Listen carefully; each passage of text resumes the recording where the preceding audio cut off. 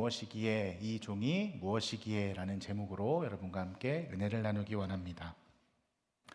오늘 우리가 읽은 사무엘하 9장의 말씀은 은혜가 무엇인지를 고스란히 담고 있는 정수입니다. 오늘 본문 바로 앞장인 사무엘하 8장을 보면 다윗은 사방의 그 모든 대적들을 물리치고 동과 서 그리고 남과 북 어디로 가든지 승리하여 막강한 힘과 또 영토를 넓히는 통일왕국을 이룩하였습니다. 이제 다윗의 왕권은 그 누구도 넘볼 수 없을 만큼 견고해졌습니다. 고대 근동의 역사에서 새로운 왕조가 들어서고 또 권력의 안정기를 찾기 위해서 하는 작업이 하나가 있는데 바로 그것이 피해 숙청입니다.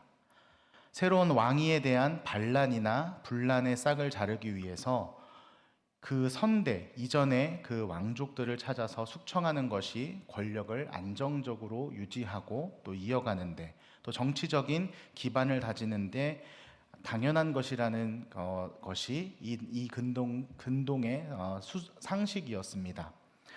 그런데 오늘 본문에서 다윗 왕은 그 세상의 상식, 고대 근동의 상식을 완전히 뒤엎는 놀라운 질문을 던집니다. 우리 함께 9장 1절 말씀을 함께 읽도록 하겠습니다. 9장 1절입니다. 함께 읽겠습니다. 시작. 다윗이 이르되 사울의 집에 아직도 남은 사람이 있느냐? 내가 요나단으로 말미암아 그 사람에게 은총을 베풀리라 하니라. 아멘. 다윗은 사울의 가문에 아직 남은 사람이 있느냐고 묻습니다. 그런데 그 사람을 어떻게 하려고 하는 것이 아니라 내가 요나단으로 말미암아 그 사람에게 은총을 베풀기 위함이니까 어서 수소문해보거라 라고 명령을 하고 있는 것입니다. 다윗에게 또 이 귀한 희소식이 마침 전해듭니다. 바로 요나단의 아들 무비보셋이 살아있다는 소식이었습니다.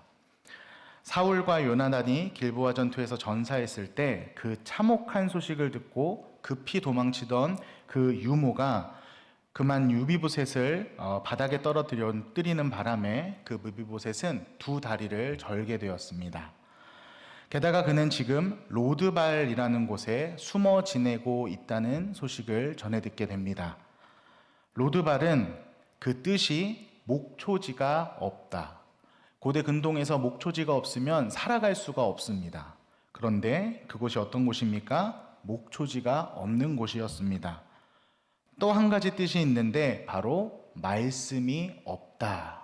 말씀이 없다라는 그 지명을 가진 곳이었습니다. 그야말로 황량하고 메마르기까지 한데 어떠한 은혜나 구원도 찾을 수 없는 곳을 의미합니다. 몰락한 왕조의 후손, 두 다리조차 쓰지 못하는 육신의 연약함, 언제 다윗의 군대가 들이닥쳐서 자신과 식구들을 몰살할지 모른다는 그 두려움까지 그야말로 암흑과 같은 시간들을 무비보셋은 그곳에서 보냈을 것입니다. 그런데 다윗은 그가 어떤 몸 상태이고 그가 어떤 상황에 있고 어떤 환경에 처해 있는지를 또 그가 어떤 사람인지를 따져보고 조사하지도 않고 어떤 자격도 어떤 조건도 묻지도 따지지도 않고 즉시 사람을 보내어 그를 왕궁으로 데리고 옵니다. 아니 오히려 그의 상황과 환경을 너무나 잘 알고 있었기 때문에 속히 사람을 보내서 즉시 그를 데리고 옵니다. 다윗이 이토록 무비보셋을 적극적으로 찾은 이유가 무엇입니까? 바로 무비보셋에게 왕궁에 올 만한 매력적인 가치가 있어서가 아닙니다. 함께 이어서 3절 말씀을 3절 말씀을 읽도록 하겠습니다. 시작. 왕이 이르되 사울의 집에 아직도 없느냐? 내가 그 사람에게 하나님의 은총을 베풀고자 하노라 하니 시바가 왕께 아뢰되 요나단의 아들 하나가 있는데 다리 저는 자니라 하니라. 아멘. 여기서 은총이라고 번역된 히브리어 단어가 성경에서 가장 아름답게 쓰이는 헤세드라는 단어입니다. 헤세드는 단순한 동정심과 또 잠깐 베푸는 친절이 아닙니다.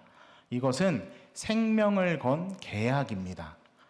보통 계약은 상대방의 손에 들린 것이 무엇이고 또 그것에서 내가 취할 것이 무엇인지를 재어보고 따져보지만 헤세드는 단순한 동정심이나 잠깐 베푸는 어떠한 친절도 아니고 상대방의 환경과 조건을 자로재거나 따지지도 않고 오직 사랑과 은혜만으로 맺어진 그야말로 하나님께서 우리에게 허락하신 전적인 은혜, 전적인 사랑으로 맺어진 언약이자 약속을 의미합니다. 이 헤세드는 곧 하나님의 은혜입니다. 다윗은 그 과거에 자신이 생명같이 사랑했던 요나단과 맺었던 그 거룩한 기약을 기억했습니다. 사무엘상 20장 15절에 요나단은 다윗에게 이렇게 부탁합니다. 여호와께서 너 다윗의 대적들을 지면에서 다 끊어 버리신 때에도 너는 내 인자함, 곧 헤세드입니다. 내 인자함을 내 집에서 영원히 끊어버리지 말라. 아멘. 여기서 인자함에 해당하는 말이 바로 헤세드인데 다윗은 이 언약을 기억하고 또 마음에 새겼습니다. 그래서 사울의 후손이자 또 요나단의 아들인 그 므비보셋에게 이 헤세드를 베풀기 위해서 먼저 그를 찾아간 것입니다. 사랑하는 성도 여러분, 저와 여러분도 이 귀한 헤세드로 이 자리에 나온 줄 믿습니다. 바로 하나님께서 우리를 찾아오셔서 우리가 찾아가는 것이 아니라 하나님께서 먼저 우리를 찾아오셔서 우리를 구원하심으로 우리가 이 자리에 있습니다. 영적으로 보았을 때 우리 모두는 무비보셋과 같은 자들이었습니다. 스스로 하나님을 향해 단 한 걸음도 걸어갈 수 없는 꺾인 자들이었습니다. 내 삶과 주변의 환경을 돌아봐도 도무지 소망을 찾을 수 없는 로드발과 같은 그곳에서 우리는 홀로 걸어 다녔습니다. 아담과 하와의 죄로 인해 우리는 하나님을 아버지라 부르지 못하는 죄인과 또 하나님의 원수된 자들이었습니다. 그러나 하나님은 우리를 그 로드발의 암흑 속에서 그냥 버려두지 않으시고 우리를 먼저 찾으신 것뿐만 아니라 하나님께서 우리를 친히 찾아와 주셔서 우리의 어떤 자격도 묻지도 따지지도 않으시고 우리를 건지사 사랑하는 내 딸아 내 아들아 라고 그 귀한 의를 허락하여 주셨습니다. 바로 예수 그리스도의 그 십자가 은혜로 우리는 그 새 언약 안에 하나님께서 우리의 삶 가운데 동행하여 주시고 우리 구주 예수 그리스도께서 우리의 구원을 확증해 주시고 그분과 함께 오늘뿐만 아니라 영원을 사는 그 헤세드의 은혜를 누리고 있는 줄 믿습니다. 그러므로 사랑하는 여러분, 비록 로드발과 같이 황량하고 또 황폐한 이 시대와 세상을 살아간다 할지라도 염려하거나 주눅들지 마시기 바랍니다. 두려워하지 마시기 바랍니다. 우리 곁엔 우리를 친히 찾아와 주시는 하나님이 계십니다. 그리고 우리 구주 예수 그리스도께서 우리를 놓지 않으시고 끝까지 책임지시며 구원하십니다. 천지만물을 창조하신 하나님이 우리의 이름 한 명 한 명의 이름을 알 뿐만 아니라 손바닥에 새기시고 마음에 품으셨습니다. 그리고 우리를 붙잡은 그 손을 결코 놓지 않는다 약속해 주셨습니다. 그러므로 그 영원한 구원의 약속, 헤세드의 은혜를 날마다 누리시고 기억하시고 전하시는 저와 여러분 되길 간절히 소망합니다. 두 번째로 하나님께서 우리에게 베푸신 그 은혜는 왕의 식탁에 영원히 앉히시는 은혜입니다. 왕의 식탁에서 영원히 앉히시는 은혜.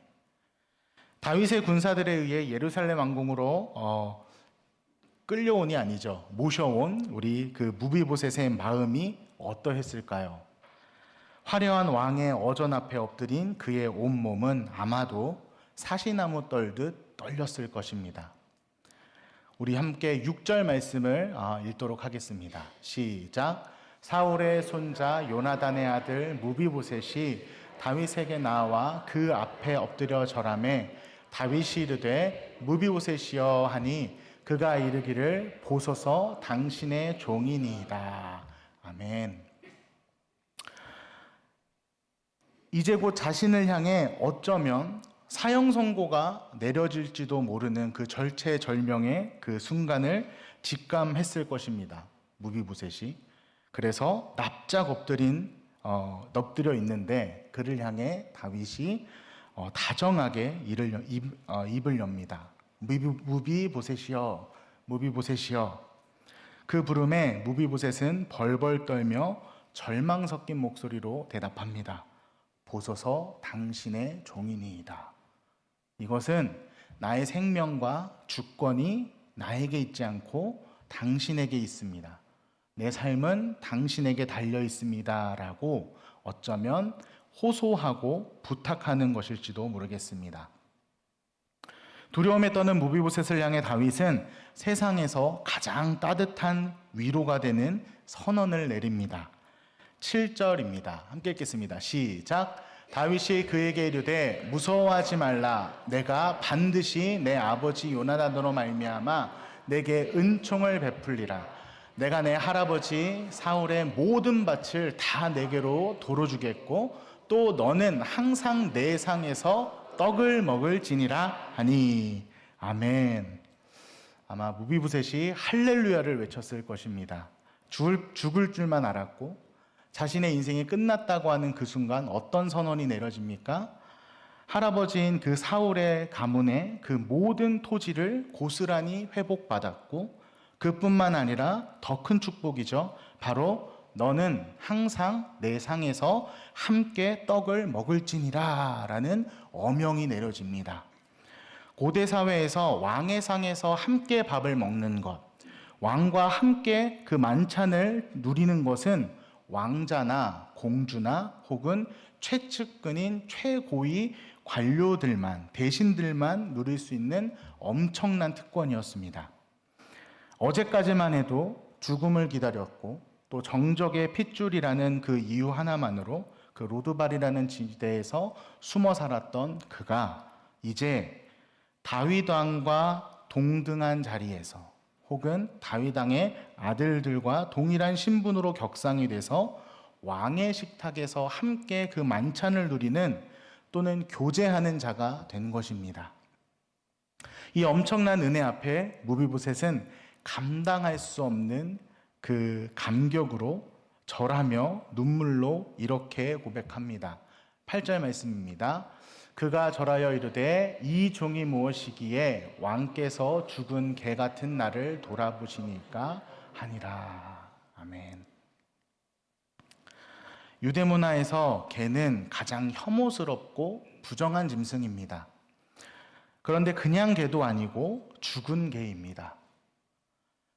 자신을 한없이 낮춰 부르는 것이기도 하지만 자신의 처지를 명확하게 드러낸 것이기도 합니다. 죽은 개는 아무도 돌아보지 않습니다. 죽은 개는 도무지 가망이 없습니다. 죽은 개는 자격이 없습니다. 다시 살아날 어떠한 희망도 없습니다. 그런데 그 죽은 개 같은 나를 자녀 삼아 주신 그 귀한 은혜에 무비보셋은 감격하며 눈물로 고백하고 있는 것입니다. 사랑하는 성도 여러분, 무비보셋은 여전히 두 다리를 절었습니다. 그가 왕의 식탁에 앉는다 해서 굽은 다리가 펴지는 것이 아닙니다. 그러나 왕의 부름을 받아 식탁 의자에 앉는 순간 화려한 그 긴 식탁보가 그의 절뚝거리는 두 다리를 완전히 덮습니다. 그리고 그 귀한 자리에 앉은 그는 더 이상 도망자가 아닙니다. 그의 신분은 이제 왕의 아들, 왕자와 다름없는 존재가 된 것입니다. 식탁보 아래에는 여전히 부끄러운 상처가 있습니다. 저는 다리가 있습니다. 연약함이 그대로 남아 있습니다. 그러나 왕의 식탁 위에서는 왕이 베풀어 주시는 산의 진미를 누리고 또 왕과 더불어 웃고 대화하는 영광을 누리고 있는 것입니다. 이것이 바로 하나님이 우리를 대우하시는 방법입니다. 우리는 하나님 앞에 설 때마다 고백합니다. 주님, 저는 죽은 개와 같은 자입니다. 저에게는 주님을 뵐 자격이 없습니다. 그렇습니다. 우리는 죄인입니다. 우리의 내면을 들여다보면, 우리의 하루를 돌아보면, 아무도 모르는 은밀한 시간 가운데 나를 돌이켜보면 우리는 하나님 앞에 나갈 수 없는 죄인임이 틀림없습니다. 죄의 유혹의 앞에 걸려 넘어지는 절름발이입니다. 그러나 우리가 예수 그리스도의 보혈을 의지해서 그 은혜의 식탁, 곧 십자가의 보좌 앞으로 나아갈 때 어떠한 일이 벌어집니까? 주님의 보혈이 우리의 죄를 완전히 덮습니다. 우리의 모든 수치와 추악함이 완전히 그 보혈 앞에 덮입니다. 그래서 주님은 기꺼이 자신의 손과 발을 찢으시고 옆구리가 찔리시고 그 십자가에서 모든 물과 피 쏟으시며 우리를 그 자리로 인도하여 주신 것입니다. 우리가 받은 은혜는 공짜지만 하나님께서 그 아들을 내어주신 것은 전부입니다. 전부를 내어드린 값비싼 희생이었습니다. 그렇게 우리는 구원받았습니다. 예수 그리스도와 함께 매일 함께 눈뜨고 또 눈을 감고 또 주님이 허락하시는 말씀과 기도의 식탁에서 풍성한 은혜를 누립니다.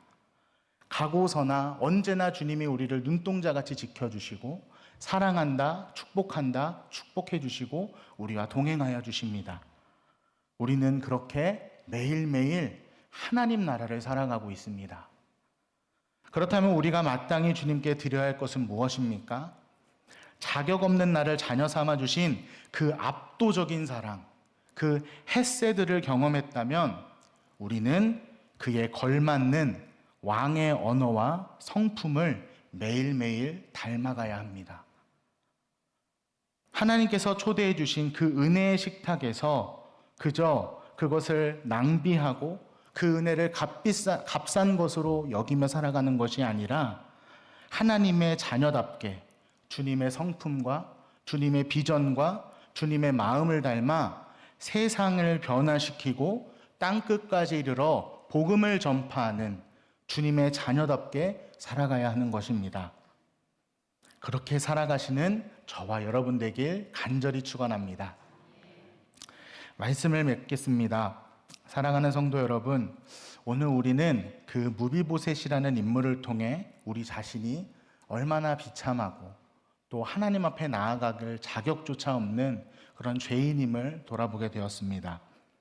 그리고 하나님이 베푸신 그 구원의 은혜가 얼마나 압도적인지를 오늘 말씀을 통해 깨닫게 되었습니다. 이 놀라운 십자가의 은혜를 날마다 가슴에 새기며 주님의 자녀라는 그 자부심과 명예를 지키며 당당히 살아가시길 주님의 이름으로 축원합니다. 내 삶이 아무리 로드발처럼 황량하고 또 메말라 보일지라도 나는 이미 만왕의 아니신 하나님의 자녀로 택함받았고 그 존귀한 주님과 함께 초대하신 그 영적 식탁에서 매일매일 풍성한 영의 양식을 누리고 있습니다. 그러므로 우리는 그 매일을 하나님의 나라를 누리는 것을 우리뿐만 아니라 사랑하는 가족과 또 이웃들에게 전해야 되는 줄 믿습니다.